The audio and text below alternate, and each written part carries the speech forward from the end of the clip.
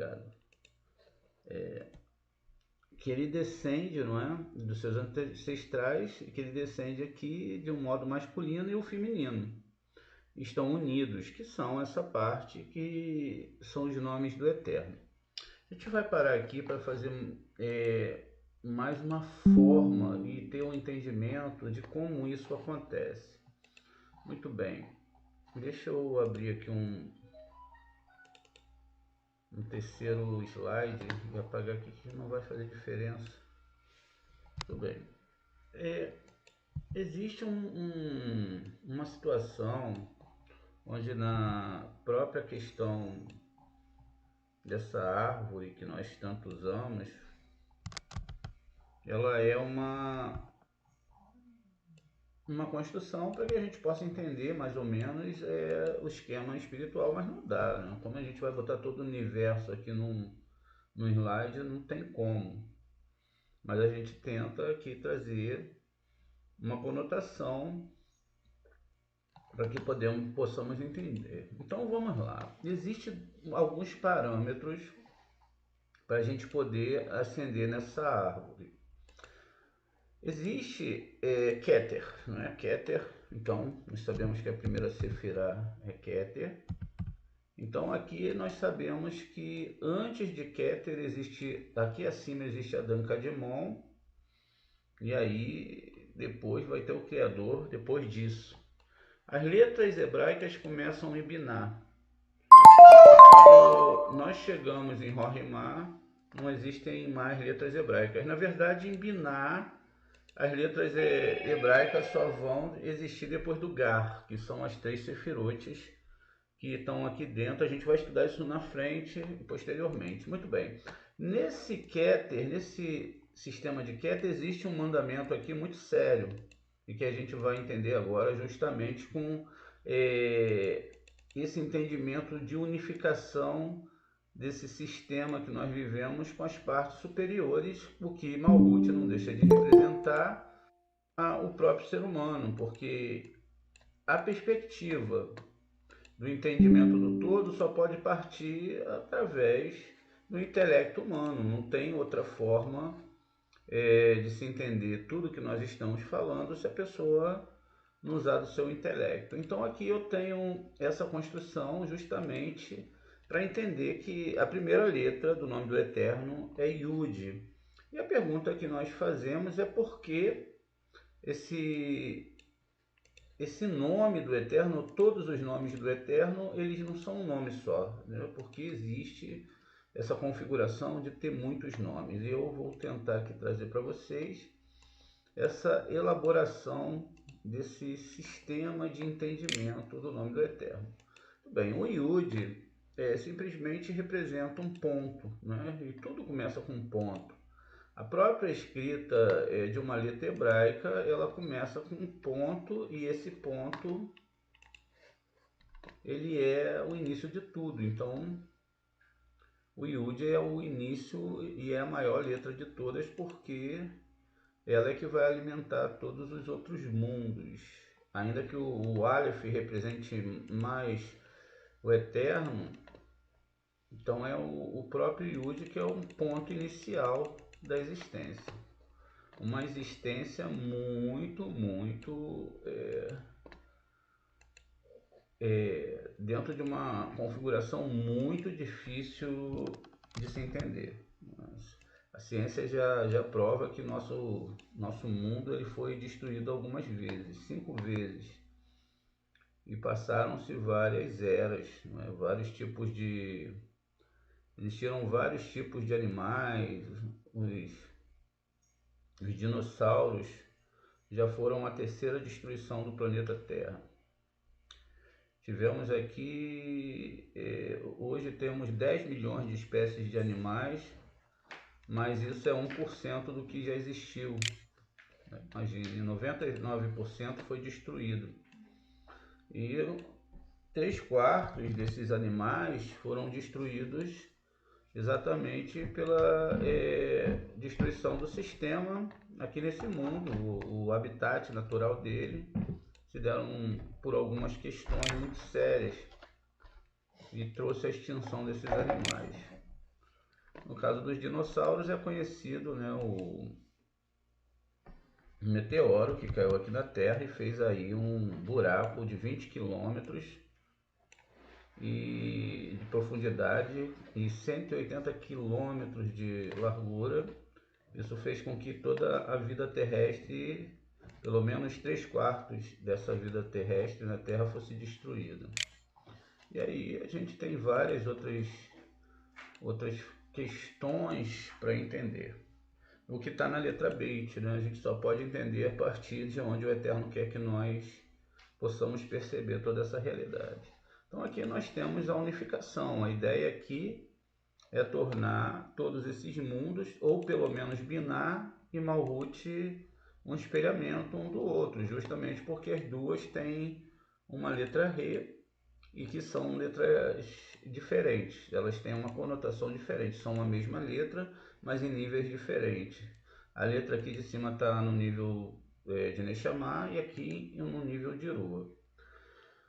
Quando nós pegamos aquilo que nós chamamos de Aseret e Adberot, que são as 620 leis, elas contêm lá no corpo dessas leis 620 letras, que são as 10 leis, né? Mais 14 palavras. Muitas pessoas conhecem como 10 mandamentos. Então, os 10 mandamentos estão ligados exatamente aqui a 620. O nome Keter, ele em hebraico, ele vai ter esse nome que vai ter exatamente 620, que daria a conotação de 613 leis e mais 7 leis ou 7 sefirot.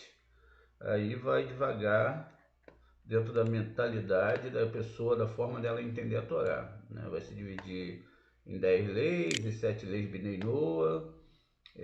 Sinceramente, isso não existe nem dentro da Torá, essa questão de Bnei Noah. Isso é uma invenção rabínica tardia, muito tardia. Tanto é que você nunca vai ver descrito isso dentro da Torá. Muito bem, então nós temos aqui Keter, e Keter tem um Kaf que é 20, um Tav que é 400 e um Resh que é 200 e 620, que é a totalidade da Aseret Adberot, que são os 10 mandamentos, muito conhecidos.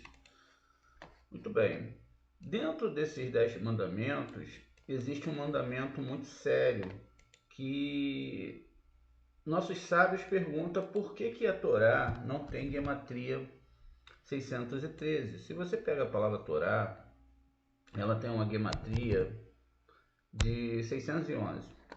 Então a palavra Torá, ela tem 611 e então existe uma pergunta dos sábios, por que a Torá, que é tão perfeita, não tem gematria 613? Não é? Por que isso acontece? E fica uma pergunta que os próprios sábios vão responder. Existem os 10 mandamentos, 2 mandamentos foram falados pelo Eterno, que é eu sou Yud-Kei Vav-Kei, ou seja, eu sou o todo, eu construí todo, não se colocando dentro da criação, né, mas uma forma de falar que ele criou todas as coisas, porque nem mesmo as letras representam ele. Então aqui que era 611, e depois ele fala o nome dele. E ele fala, não farás outros deuses diante de mim.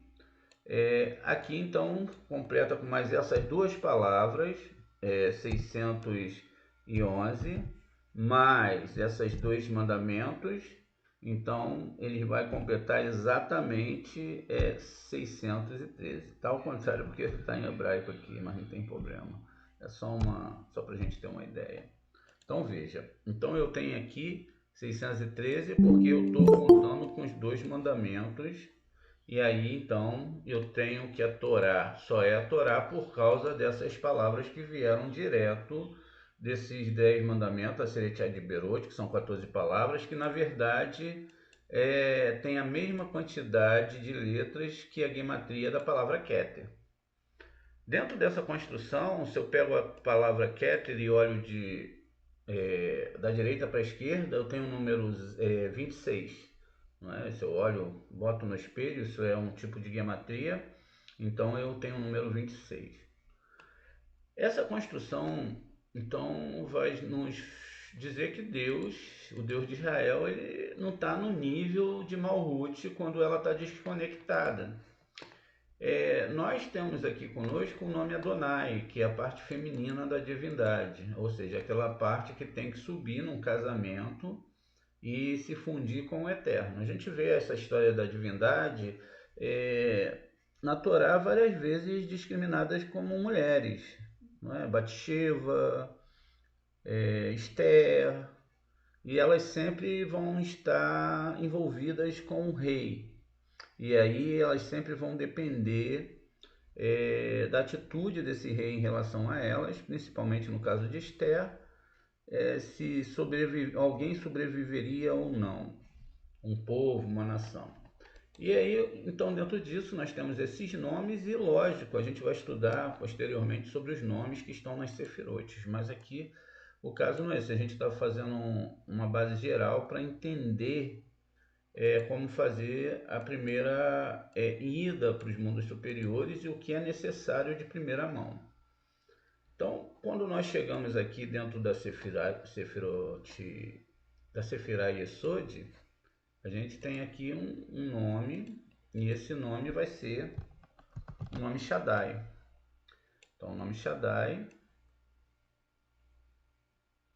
ele vai estar aqui exatamente nessa Sefirot, e vai ter uma grande importância o porquê disso. O porquê que esse nome Shaddai vai estar sobre esse nível aqui de Yesod.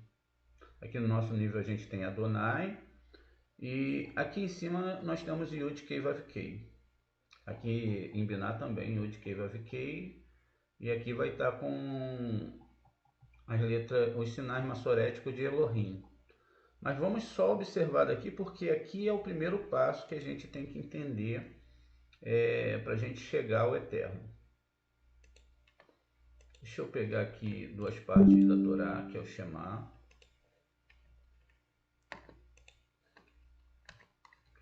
Devarim 6.4. Shema Israel. Nós podemos observar aqui o Ain bem grande e o Dalet também bem grande. Mas isso também tem uma conotação dentro do entendimento desse versículo da Torá. Muito bem. Então nós temos o Shema Israel, que faz parte exatamente dessa construção que nós vamos ter que fazer aqui. Então essa palavra Shaddai, ela tem algo aqui muito, muito especial nela. E a gente vai observar exatamente copiando a palavra e tirando a letra Yud. Então a gente vai botar ela aqui e vamos tirar a letra Yud. Então, quando você tira o Yud aqui da palavra Shaddai, então você tem a palavra demônios, que são exatamente a primeira, que é exatamente aqui, ou são, né, as duas letras que fazem parte, a primeira letra do Shema, assim, e o Dalet, que é a última letra, que formam a palavra Shade. E aí há uma complexidade aqui. Qual é a ideia? Se você não sabe, não vive o Shema, e você tirou esse Yud, desse último nome do Eterno aqui, ó, a palavra Shade, você está numa árvore de demônios. Exatamente isso que eu falei para você. Se você é idólatra, se você participa de qualquer outro culto, por mais inocente que seja, se você declara que há outra força além do Eterno, que pode salvar, curar, libertar, e que essa fonte ela é a verdade fora da Torá, então você está nessa árvore. E essa árvore ela é existente. A gente já falou sobre a cópia do mundo de Abiá, que é a cópia dessa árvore aqui. Essa árvore aqui ela tem frutos. Ela vai produzir frutos do quê? Frutos para as próximas vidas e para a retificação. E essa árvore, que nós chamamos da árvore de Esav, que só tem um Shindalet, que é como se chamam os demônios. Esse Shindalet, então, é essa árvore, que por mais florida que pareça ser, florida é no quesito de que ela em si representa, numa visão, não é humana, uma coisa muito boa, que é conquistar todas as coisas que você deseja. Por isso que o Shema ele é tão importante de se compreender. Então, para que eu possa compreender o Shema e compreender a Torá, a primeira questão que eu tenho que fazer é sair dessa árvore aqui de shade e reconstruir esse pequeno Yud que foi tirado justamente por esses tipos de pensamentos e desorganização da Torá. Aquilo que parece ser tão inocente, tão puro, o que que tem? Não é? Mas isso é bobagem, mas também lá tem algo muito bom para mim. Na verdade, é uma questão muito séria dentro da Torá. Tanto é que foi construído aqui sobre esse primeiro mandamento e o Yud está, olha, o Yud está envolvido aqui. Se eu tiro esse Yud, que é até onde o Eterno se alastra, a partir daí para baixo ele não se alastra, existe toda uma consideração e uma configuração que a gente vai entender posteriormente. Então eu me envolvo nessa árvore. Essa árvore, ela também tem raízes. E o que que vai ter nessa árvore? Primeiro, a proibição do Eterno. Ele se apresenta com seu nome, o que tira o direito de qualquer outra pessoa dar uma nomenclatura diferente do que a que está sendo apresentada na Torá por outras pessoas. Inclusive, tentar traduzir o nome em si também tira a questão de honrar esse nome e manter um respeito muito grande. Então, dentro dessa árvore está idolatria. Então, a gente tem aqui, ó, primeira questão, o que é idolatria? Existe idolatria revelada e a idolatria não revelada. Idolatria é tudo aquilo que nós construímos e colocamos acima de Deus e às vezes colocamos acima de tudo. Pode ser amor por um filho, pode ser um amor acima do normal pelo dinheiro, como a gente falou, ou um ser, não é? Então tudo isso aqui tá envolvido, ó. Também mortes, matar as pessoas, desejar a morte às pessoas, seja pessoa de qualquer etnia, então mortes, o ego, tudo aquilo que era muito elevado dentro das outras culturas, porque antigamente a gente tem filmes hoje, né, que falam dessa questão do guerreiro em si, do povo que conquista outros povos. Os filmes estão cada vez mais violentos e trazendo essa violência para dentro do ser humano. Notícias ruins, a gente perde até a sensibilidade, porque é tanta coisa ruim que acontece, mas a intenção é essa mesmo. O sistema negativo, ele quer que você perca a sensibilidade. Então veja, toda essa árvore aqui foi uma sopa de letras que aconteceu. E essa sopa de letras, elas vieram de culturas diferentes da Torá. E aí a cultura diferente dos cabalistas e não a cultura diferente daquilo que hoje entendemos, não é, como religião, mas dos cabalistas. Então os cabalistas eram homens extremamente dóceis, que tinham almas muito elevadas e que respeitavam os mundos espirituais e que trouxeram as informações dos mundos espirituais.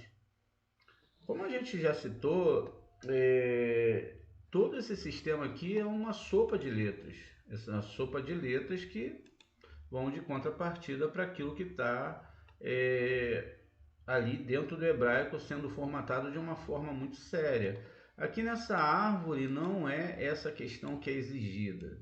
O que é exigido aqui é milagres, sensações, tudo aquilo que de repente vai provar que Deus está no lugar, o que é totalmente diferente do que está aqui.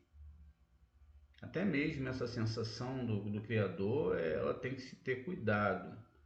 tem que se ter cuidado porque você pode se sentenciar a estar cometendo um pecado muito grande de ficar atraindo a divindade para qualquer coisa.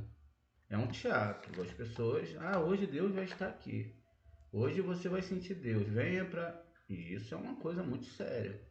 Veja, então esse sistema ele vem do é um sistema chamado de da língua grega. Isso aqui não é a língua grega, isso aqui é só a exemplificação desse nome Shade, né, que são demônios, porque se tirou o Yud do nome do Eterno.